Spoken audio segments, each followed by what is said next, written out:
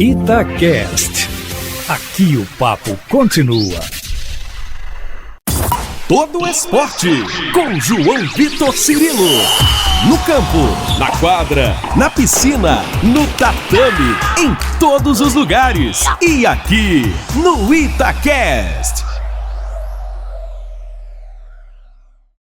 Um abraço para você que está conosco em todas as plataformas da Itatiaia. Estamos chegando para a edição 78 do podcast de Todo Esporte.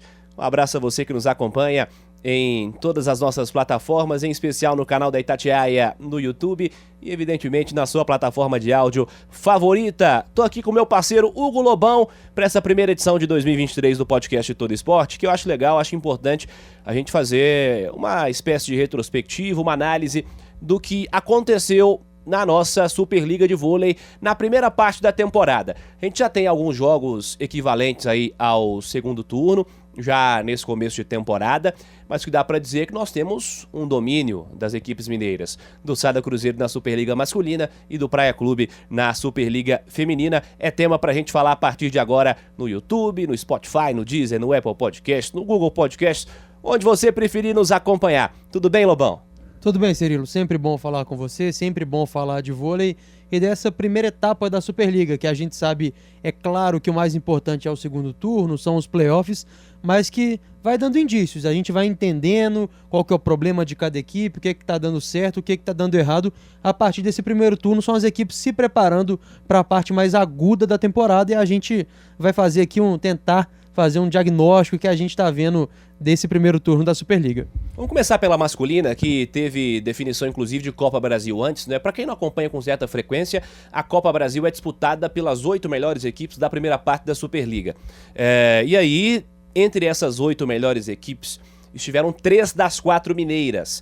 A gente teve, vamos pela ordem, o Sada Cruzeiro como primeiro colocado, Campinas, o Vôlei Renata como segundo, o Minas em terceiro lugar, o SESI em quarto, Suzano em quinto, Guarulhos em sexto, São José em sétimo e o Araguari em oitavo lugar. Mudou um pouquinho agora com os primeiros jogos de 2023, mas para a Copa Brasil vai ser considerada, né? Está sendo considerada essa ordem do turno, já com alguns jogos definidos aí para a próxima semana. Já na semana que vem, esse podcast está sendo gravado e vai ao ar nesta sexta-feira, finalzinho dessa semana, né, para você acompanhar, e aí podemos ter algumas alterações com jogos de fim de semana, enfim. Mas estamos considerando o que aconteceu no turno e vamos falar também da classificação que temos no momento da Superliga masculina.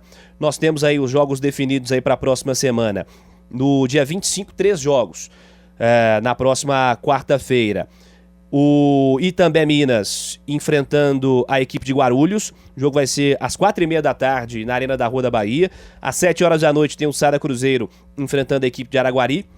Às 9h30 da noite o SESI vai receber a equipe de Suzano, duelo paulista. E aí no dia seguinte, no dia 26, às 7 da noite, temos o outro desafio que temos aí pela frente para complementar essa etapa de fase quartas de final da Copa Brasil, o time de São José visitando o Vôlei Renata de Campinas. Lobão, vamos lá fazer um diagnóstico do que aconteceu nessa primeira parte da masculina, com o Sada Cruzeiro líder absoluto, o Minas se mantendo ali entre os primeiros colocados. Vamos falar desses dois principais times, né, o Sada e o Minas, que há algumas temporadas já vem protagonizando as primeiras posições, o Sada dominante já há bastante tempo e o Minas se recolocando entre esses favoritos. Como você analisa as duas equipes, em especial o domínio do Sada Cruzeiro? Cirilo, eu acho que o Cruzeiro, como esperado, é o maior investimento, é a melhor equipe. Então, num campeonato, como a gente fala, de pontos corridos, é muito provável que fique em primeiro e que é o que aconteceu e nas últimas temporadas também foi bem nos playoffs e ganhou. No Cruzeiro, o que me chama a atenção é como que se reforçou nas pontas. Ano passado a gente até esteve em Uberlândia e viu como o Rodriguinho acabou com a final, foi eleito o melhor jogador da final, e tem o Lopes que dispensa comentários, o cubano que é muito bom ponteiro, de força, e dessa vez chegou o Vacari para essa temporada e no início ali o Cruzeiro perdeu alguns jogos, ficou aquela dúvida, mas o Vacari já entrou na equipe, está fazendo ótimos jogos, então o Felipe tem uma trinca de ponteiros, a posição que ele conhece tão bem, que dá uma sustentação com passe, com Vacari e com o Rodriguinho, excelente. O Lucão, eu acho que talvez ainda não, acho que já está num final de carreira, não é mais o mesmo Lucão, acho que no ataque ele contribui muito para o Cruzeiro, o Nico Uriarte vem utilizando bastante ele. No ataque ele continua sendo o Lucão que a gente conhece. Talvez no bloqueio, a gente vai ver isso melhor nos playoffs, mas talvez no bloqueio o Cruzeiro tenha caído um pouco em relação ao Isaac, que tem uma movimentação hoje melhor que o Lucão na rede, mas sobre o Cruzeiro é aquilo, para não ganhar tem que ser uma zebra. A gente viu um tempo atrás aquela zebra no Riacho perdendo. Na época é o que virou o Guarulhos, era Itapetininga. Itapetininga virou São José, enfim, é uma confusãozinha aí. É. Mas atualmente é o time de São José que tá bem, inclusive, na Superliga. Exato, mas tem que ser uma zebra dessa, claro, na final, pega um Minas, pega um Vôlei Renata, e aí pode ter uma competição, mas o Cruzeiro tá fazendo o que é esperado, o Sada Cruzeiro é muito forte, é o maior investimento, é um timaço cá entre nós, então eu acho que tá fazendo o esperado e vai continuar surfando na Superliga, até porque a gente vai falar logo agora do Minas, que acho que, na minha opinião, caiu do ano passado para esse ano, tá com menos força, menos poder de incomodar o Cruzeiro. A gente tem, nesse momento, e vamos considerar 13 jogos disputados, 11 do turno, 2 já do retorno, para todas as equipes da Superliga Masculina de Vôlei. O Sada Cruzeiro com 11 vitórias, 34 pontos, é o líder absoluto da competição. O Vôlei Renata de Campinas na segunda posição com 29, o Minas vem em terceiro com 25, o SESI em quarto com 24. Aí as 4 equipes seguintes completando esse G8 de classificação, time de São José com 23, Suzano com 22, é a pontuação também de Guarulhos, que é o 7º colocado, e nesse momento tá aparecendo a PAN, lá de Brusque, né? Blumenau. Aliás, de Blumenau, melhor dizendo, de Blumenau. E que tá contando com o retorno do Alan, que era a principal contratação, não jogou toda a primeira fase da Superliga por conta de uma lesão gravíssima que ele sofreu e tá voltando. Então a tendência é que o Blumenau consiga aí se consolidar entre os 8 primeiros com a volta do Alan, talvez o principal posto brasileiro hoje em atividade. Cara, e é uma novidade importante para essa temporada a presença também do Alan, que teve uma lesão gravíssima, como você disse, tendão de Aquiles, uma cena feia pra caramba, coitado. Mas tá retornando agora e é uma baita novidade para esse retorno também. Araguari, e eu vou considerar até aí, o time que está em nono nesse momento, com 18 pontos, é a mesma pontuação do 8º colocado, e aí inverteu essa posição agora, enfim, média de 7 e pontuação. O Araguari vem fazendo uma campanha bem honesta, né? Porque eu considero esses times brigando por posição, porque depois do 9º colocado, a gente tem o Montes Claros América com 8 pontos, 10 pontos atrás, o time de Brasília com 6, o Rede Cuca com 0, o Rede Cuca venceu 3 sets na competição em 13 rodadas, né? Então, eu considero uma campanha bem honesta também do Araguari, bem honesta. Ótima campanha. A gente lembra que esse tipo de projeto é importante.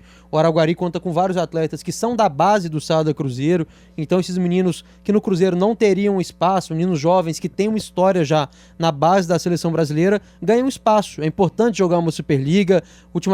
Recentemente o Minas, tanto o Cruzeiro, participam da Superliga B também, para dar rodagem, para dar cancha para esses meninos. E o Araguari é bom ficar de olho. Tem o Pedrinho, levantador muito talentoso, o Maicon, ponteiro, que é também do Cruzeiro, que é uma promessa do voleibol brasileiro. Então, ali, e o Bruno Tempone, que é o experiente para fazer o contraponto com todos esses meninos, também tá lá nesse projeto, e vem fazendo jogos bons, jogos equilibrados, ganhou 7 do Cruzeiro no primeiro turno. Então, é um projeto que a gente concordo com você, tá fazendo uma campanha bem honesta. Sem dúvida, a gente vai seguir acompanhando, evidentemente, a masculino que vem pela frente, e aí os jogos da Copa Brasil do próximo meio de semana também, já prometendo para as próximas semanas.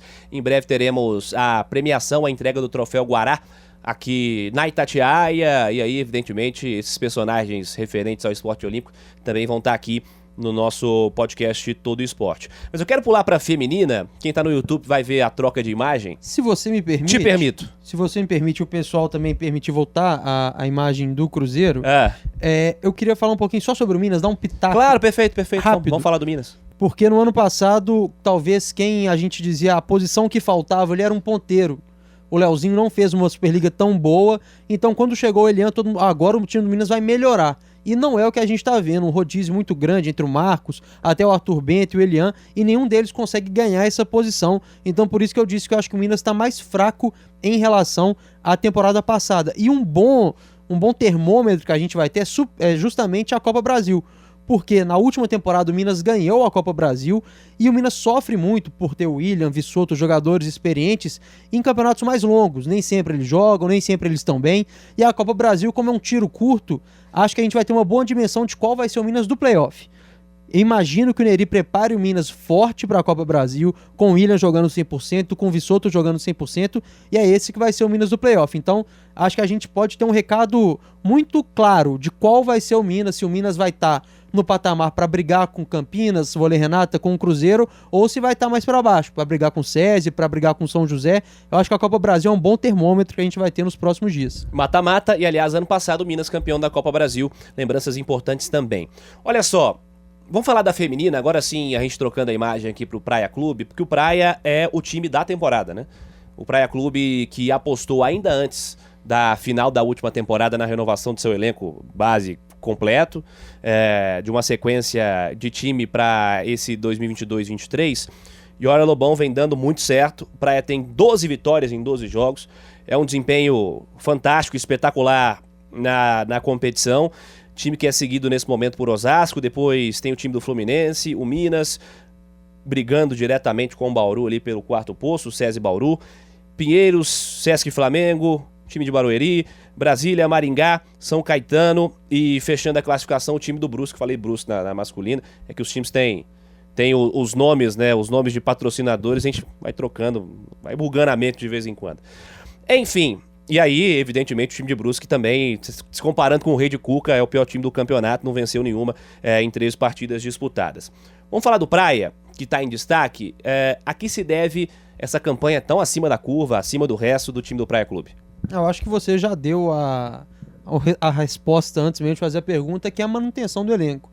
É um elenco que sempre foi bom, nas últimas Superligas perdeu pro Minas no detalhe, o Minas também tem um timaço de estrelas também, e perdeu no detalhe, acabou perdendo, mas a manutenção do elenco, a manutenção do Paulo Coco, a Brali Martinez jogando muito, o time tá bem, e aí eu parei pra ver o Fluminense agora tá em terceiro, tava em segundo, teve um duelo Praia e Fluminense, o Fluminense é um time muito bom, um trabalho muito bom também, jogador com investimento muito menor, vale esse... Surpresa, um investimento muito, muito menor, e tá fazendo uma ótima campanha, e aí eu parei pra ver com muita atenção Praia e Fluminense, que teve em Uberlândia. Não deu pro jogo. Foram 2 sets fáceis pro Praia. No terceiro o Praia perdeu, mas jogou na frente o set inteiro, aquela relaxada normal no final do set, e quando precisou, no quarto set, ganhou fácil. Então, assim, era a equipe mais perigosa até então para o Praia na Superliga, e o Praia passeou. Eu não vejo nenhuma outra equipe com capacidade de bater de frente pro Praia. É claro, é esporte, pode dar zebra, mas em questão de talento, em questão de organização, em questão de equipe mesmo, eu acho que o Praia tá um degrau acima de todas as outras, e já adiantando, o único que pode chegar, se resolver muita coisa, é o Minas, mas que tá longe nesse momento. Pois é, cara, eu quero te ouvir sobre o Minas, porque o Minas tá bem abaixo do que a gente esperava. O Minas tem alterações importantes para a temporada, o Minas tem levantadora diferente, perdeu a melhor levantadora da Superliga nos últimos anos, apostou na que era a reserva dela. Tem disputas na equipe titular também em outros sentidos, mas enfim, eu acho que ainda com essas alterações deveria estar jogando melhor. Me lembro de um jogo recente na arena da Rua da Bahia, que a torcida tava fazendo musiquinha pro Nicola pedir pra ir embora. Ei, Nicola, pede pra ir embora. Enfim, o negócio não tá muito legal lá no Minas. Tecnicamente falando, até com algum tipo de informação que você possa ter. O que você acha que tá acontecendo com o Minas? Que eu tô falando do Minas em 4º lugar, mas chegou a tá bem abaixo. Chegou a tá em 6º, 7º lugar, né, cara? Antes da análise, uma informação, quando a torcida cantou, Nicola, pede pra ir embora, pedindo a saída do técnico, a gente conversou com pessoas ligadas ali ao Minas, e não há a menor chance do Nicola ser demitido até o final da temporada. Isso é informação, é claro, você perde 10 jogos seguidos aí, tudo pode acontecer, mas a ideia, isso não passa pela cabeça, foi isso que eu vi, sem chance nenhuma do Nicola ser demitido até o final da temporada. E aí eu acho que vale uma contextualização. O Minas venceu as últimas 3 Superligas, era o líder do que seria o 4º título, poderia ser quando a Superliga foi interrompida pela pandemia, mas o Minas vem num processo de queda, temporada a temporada, pelo menos na minha opinião, e na última temporada venceu muito através do esforço e do talento individual de atletas. Você tem Carol Gatá, você tem Thaísa, você tem a Kiss, que jogou muito bem, tinha a Coutinho anteriormente, que jogaram muito bem, e a Macris. E aí, pra mim, esse é um ponto fundamental. A Macris é a melhor levantadora do Brasil há vários anos, isso não tem dúvida nenhuma quanto a isso, e ela saiu. O Minas foi buscar a Jaque, mas a Jaque não veio para ser titular. A Jaque veio para ficar no banco da Prieldes e isso foi um pedido, uma ideia do Nicola Negro. Ele apostou, uma aposta do Nicola Negro, técnico do Minas, que a Prieldes seria, por já conhecer um jogo mais veloz, que é um jogo muito característico do Minas, que ela seria a levantadora. E não tá dando certo. A gente vê que algumas bolas não encaixam, principalmente com as centrais, com Thaísa, com a Gataz e com a Júlia, que é outro ponto também que é uma dúvida. A Júlia tá jogando mais, Gataz ficando mais no banco, é outro ponto que vai ser resolvido durante esse segundo turno. Então acho que passa muito por aí. Acho que passa por um time que já vinha caindo pouco a pouco, foi campeão da Superliga e que perdeu uma estrela, que era a Macris, e não conseguiu se encaixar a partir disso. Vamos ver como que vai ser, se a Jaque vai ter mais oportunidades, porque se entrar ao longo do jogo, perdendo de 2-0, entrar na fria, é diferente de você começar, olha, Jaque, você vai ter 3 jogos aí, joga. Não sei se vai acontecer isso, mas o Minas, nesse momento, está muito atrás do Praia, muito atrás, e vai ter que remar muito para chegar no nível para conseguir brigar. O que é realmente curioso para um time que venceu as últimas edições da Superliga. Lobão, seguimos acompanhando ao longo desse retorno, tem muita coisa pela frente ainda tem definição de Copa Brasil Feminina, que ainda não aconteceu, tem um jogo pendente aí do Minas com o SESI Bauru para definição de posicionamento, para definição de tabela, de jogos, Copa Brasil Masculina já na próxima semana e muitas rodadas pela frente ainda nesse retorno da Superliga. A gente vai acompanhando, vai informando e vai opinando, evidentemente, aqui no Todo Esporte. Seja sempre bem-vindo. Conto contigo, viu, Lobão? Não, contamos todos uns com os outros, vamos fazendo é sempre um prazer estar aqui, então a gente vai, sempre que puder, estamos aqui para falar sobre vôlei, esporte olímpico, tudo que der, a gente está aqui sempre. Essa foi a edição 78 do nosso podcast Todo Esporte, também em vídeo no canal da Itatiaia no YouTube ou na sua plataforma de áudio favorita. Agradecendo a você que esteve conosco, você que está no YouTube, deixa o like, deixa aquele joinha que é importantíssimo, é fundamental pra gente, e deixa sua opinião, sua projeção, o que você está esperando do Sada Cruzeiro, do Minas, do Praia Clube no retorno da Superliga, sempre aqui. Neste espaço, o debate é sobre o esporte olímpico. Abraço a você. Você ouviu Todo Esporte com João Vitor Cirilo, seu esporte preferido passado a limpo.